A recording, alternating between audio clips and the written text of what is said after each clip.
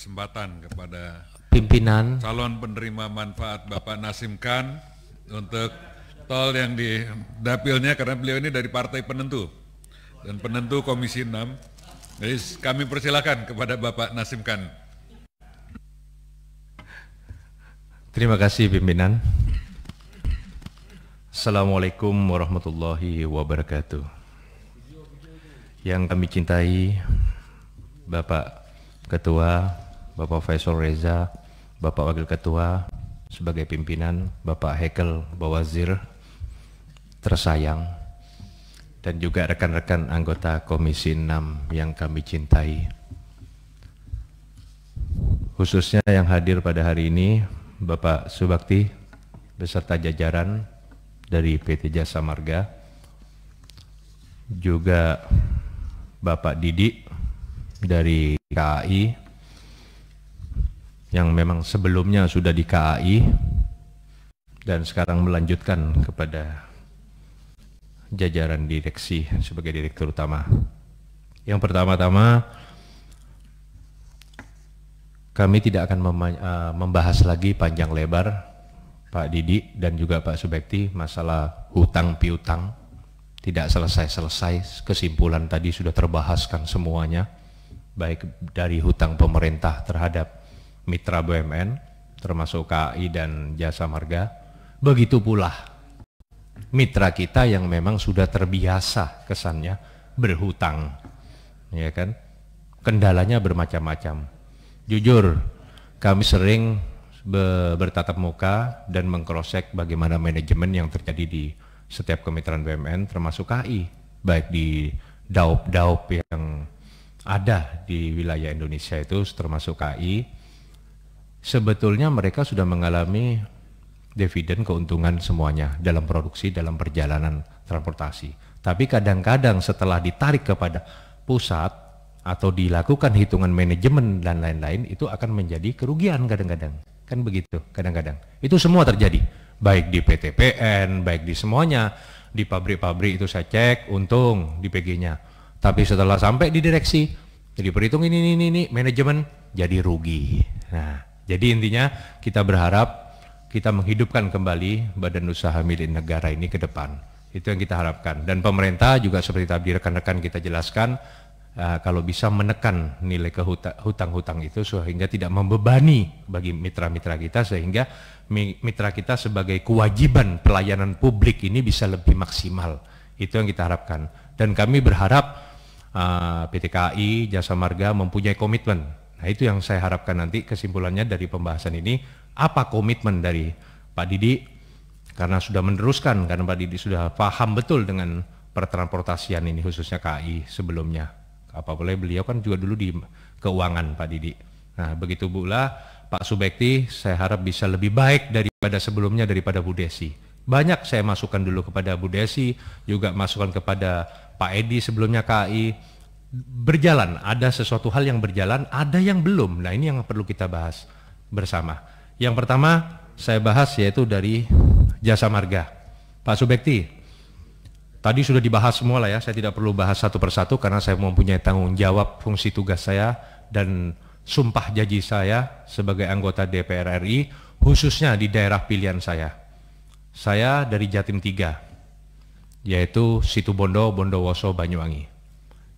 Kebetulan di sini Jasa Marga juga mempunyai kewajiban pelayanan publik, yaitu di dalam pembangunan tol yang akan berjalan, dan sampai hari ini ternyata update-nya masih 0% dari progres realisasinya mulai dari Probolinggo. Ini saya butuh penjelasan kenapa bisa terjadi ini, jangan sampai nanti infonya dibatalkan gara-gara apapun hal. Saya dengar pertama juga permasalahannya ada juga informasi tentang pembebasan lahan. Nah, inilah butuhnya Jasa Marga seperti terjadi sebelumnya, masalah permasalahan tanah wakaf, mendak dan lain-lain. Jadi perlu adanya sinergi, Pak. Tolong sinergi. Saya yakin bisa sinergi dalam pemerintahan ini terjadi. Tinggal komunikasi. Dulu yang pernah terjadi itu komunikasi. Dari pihak ini menyampaikan ini, dari pihak Jasa Marga menyampaikan begini. Ini selalu terjadi, Pak. Saya kira perlu diadanya sinergi antara Jasa Marga dengan termasuk pembebasan lahan itu berhubungan dengan instansi-instansi terkait. Misalkan sekarang terjadi permasalahan pembebasan lahan di daerah kabupaten dengan kabupaten tertentu, dengan BPN. Nah, saya yakin itu nanti bisa dibahas. Kadang-kadang jangan sampai masyarakat kita yang dijadikan korban. Itu, Pak Subekti. Itu yang kita harapkan, jangan sampai dijadikan korban masyarakat kita. Termasuk sekarang ada hoax atau isu.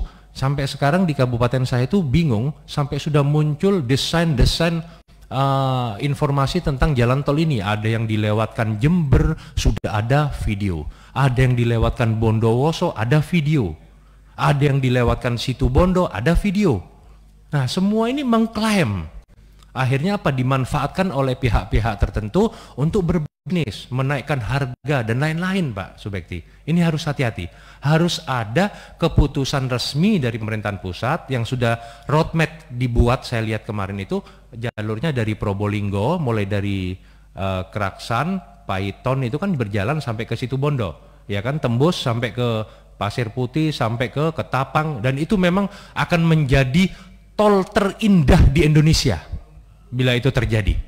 Dan ini akan menjadi tol terindah di dunia, Pak Subekti.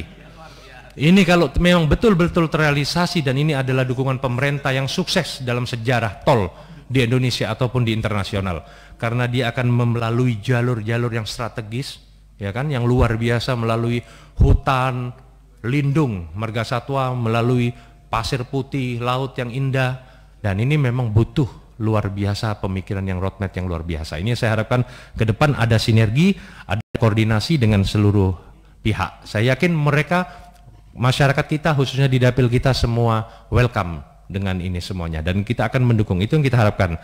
Lalu Pak Subekti, ada masukan juga, kadang-kadang kita menjawab dengan mengindahkan. Ada tol yang sekarang berjalan sampai Probolinggo itu bergelombang. Pak Faisal Reza pimpinan itu kalau pulang dari Surabaya itu kadang-kadang tidur tidak bisa nyaman, Pak, karena bergelombang-gelombang. Akhirnya akan bertanya lah, terpaksa kita menjawab, memang dibuat gelombang supaya jadi mobil goyang, jadi tidak ngantuk katanya di jalan. Nah, itu bahasa kita. Karena kalau mulus berbahaya, karena memang daerahnya sepi. Kenapa? Karena belum ada tempat pemberhentian yang layak, ya kan? Nah, kita harapkan nanti ada pengembangan UMKM, Pak Subekti, sesuai dengan apa yang diharapkan pemerintah. Pemberdayaan UMKM ini perlu, termasuk pengembangan UMKM di setiap tol itu sampai hari ini belum terrealisasi, Pak Subekti. Saya minta tolong dimaksimalkan. Saya yakin masyarakat yang dilewatin tol yang selama ini dirugikan karena sudah melalui tol, ia bisa berkarya yang kita kembang di dalam tol sebagai undang-undang yang sudah ada. Itu kita harapkan ada sinergi antara mitra-mitra BUMN yang berjalan di situ. Itu saya kira untuk jasa marga. Lalu yang ketiga, Pak, minta tolong CCTV. Dulu saya pernah sampaikan ke Bu Desi, dan pernah terjadi sampai saya bawa rekamannya itu, ada kejadian korban kecelakaan yang tidak terdeteksi sampai ke jalur hukumnya, sampai ke kepolisian. Karena apa? CCTV di Indonesia tidak pernah bisa bagus seperti di luar. Dalam kapasitas hanya sekian meter, setelah itu tidak terlihat. Baru sekian meter lagi terlihat. Minta tolong di sini, penting ini pimpinan. Jadi kesimpulan, infrastruktur untuk jasa marga di jalan itu penting. Jadi adanya kecelakaan, ada apa, itu penting, Pak. Ini tolong, ini sudah pernah terjadi, Pak, sering terjadi. Itu tidak bisa terdeteksi karena CCTV kita yang kurang bagus. Kalau malam kadang-kadang gelap, tidak bisa lihat. Itu penting CCTV ini. Itu tolong diperhatikan, menjadi catatan, Pak Subekti, tolong demi kewajiban kita dalam pelayanan publik itu, termasuk tadi yang tadi disampaikan teman-teman, masalah ban kempes, masalah fasilitas itu semua untuk diperhatikan. Itu saya kira untuk jasa marga. Lalu yang kedua untuk masalah KAI, Pak Didi, dulu di Situbondo itu ada jalur kereta Panarukan Jember, sukses luar biasa. Sekarang sudah berhenti total. Padahal itu sangat dibutuhkan oleh masyarakat. Memang di sini pelik permasalahannya. Lahan-lahan banyak yang sudah ditempatin, hampir dibangun permanen oleh masyarakat. Karena apa? Karena pihak kabupaten kurang perhatian mungkin ya, menertibkan, tetapi pihak KAI juga kurang perhatian sehingga oknum di dalam bermain. Saya terbukti dulu sudah saya melakukan. Dan alhamdulillah Pak Didi sudah tahu kan, banyak di wilayah-wilayah itu sekarang dibuat kontrak baru antara masyarakat dengan KAI. Bagus, sudah berjalan. Banyak lahan aset KAI itu yang berantakan tidak dilakukan syutingnya hoka-hoka itu Pak, jadi hantu. Akhirnya alhamdulillah semenjak periode kemarin saya sudah tekankan, mari bersama sinergi dengan kabupaten. Kabupaten tidak menggunakan cuma-cuma, dia malah menyewa, dia kembangkan menjadi taman dan lain-lain. Nah itu perlu dimanapun KAI itu, lahan itu di mitra BUMN kita banyak lahan yang mangkrak yang tidak dimanfaatkan. Itu saya harap nanti ke depan bisa dimanfaatkan, dan bagaimana kita menata kembali rel-relnya itu sayang Pak. Tapi alhamdulillah Pak, di dapil saya itu luar biasa dibandingkan dapilnya mungkin Pak Andri atau yang lain-lain. Kebetulan di sini ada Pak Bupatinya juga Banyuwangi Pak, ya kan, ada saudara saya di Jember, ada Pak Amin, semua itu alhamdulillah di dapil saya itu rel walaupun ditutupin bangunan, relnya masih utuh, tidak ada yang diangkut Pak, tidak ada yang dikiluin. Itu luar biasanya di situ Bondowoso Banyuwangi.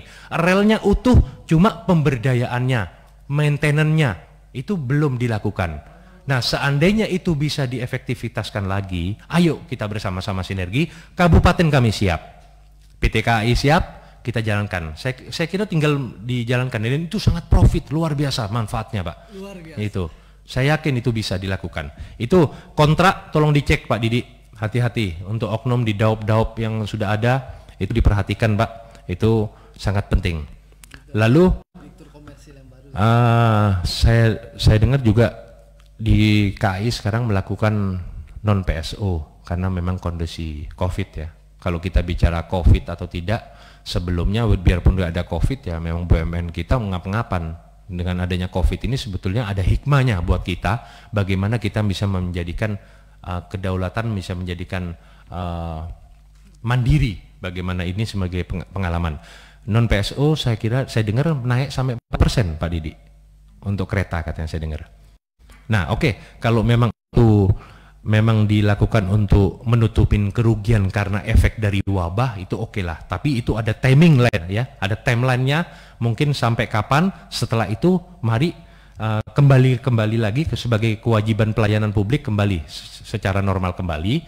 Dan saya mohon di dalam KAI juga diberdayakan Pak UMKM-nya Pak ya, karena di situ kan saya lihat bagus ada perjalanan menjual apa, tapi produknya banyak produk luar, sama kayak mitra-mitra BUMN kita di Garuda, di apa, produk yang di luar Perancis, ini Cina dan lain-lain, produk UMKM kita lah, ayo dikembangkan di dalam fasilitas infrastruktur BUMN kita. Itu yang kita harapkan Pak Didi di KAI. Memang ada masukan sedikit juga dari Pak Ketua Hekel. Nah, kalau bisa di KAI itu gerbongnya ada satu gerbong untuk smoking area lah Pak katanya. Karena di VIP itu Pak, itu banyak gerbongnya luar biasa indah Pak, enak Pak. Tadi Pak Awi bilang 10 jam kereta, tapi jangan salah, setelah saya cek secara transportasi kereta di jurusan Jakarta Surabaya lebih cepat naik mobil 8 jam Pak. Kalau naik kereta 10 jam, tetapi saya lihat seat tidak pernah ada kosong. Padahal juga tiketnya lebih mahal, 1.400.000, 1.200.000, tapi Pak Didi bilang full terus, luar biasa, padahal 10 jam. Tapi ya itu susahnya Pak, bagi ahli hisap Pak, ya kan? Jadi nunggu stasiun berhenti baru keluar sebentar 5 menit naik lagi. Nah, gitu loh. Nah, jadi luar biasa. Saya yakin Pak Didi bisa lebih baik dari Pak Jonan, dari Pak Edi. Saya yakin lebih baik. Kenapa tidak? Ya kan, yang penting punya komitmen, saya yakin bisa, siapapun bisa. Kalau orang pintar banyak Pak Didi, kita bisa bayar orang pintar. Tapi orang cerdas, orang yang mau berbuat demi kebaikan bangsa ini yang paling itu kita butuhkan. Ya kan? Itu yang kita butuhkan Pak Didi. Ya kan? Saya kira itu Pak Didi, jadi fungsi KAI nanti melayani masyarakat, termasuk jasa marga, kita harapkan bisa lebih besar. Semoga pemerintah juga bisa menyelesaikan hutangnya, dan mitra kita juga jangan suka berhutang. Jadi biar kalau bicara hutang tidak selesai-selesai ini Pak, ya kan? Saya kira sudah kesimpulan semua. Saya kira itu, semoga sukses jasa marga. Saya harapkan secepatnya Pak Subekti, saya ingin update-nya itu, reportnya bagaimana Banyuwangi, Probolinggo, Purbowangi ya, itu ya bisa tepat, bisa menjadi sejarah itu buat bangsa kita itu nanti Pak khususnya. Terima kasih. Wallahul muwaffiq ila aqwamit thoriq. Wassalamualaikum warahmatullahi wabarakatuh.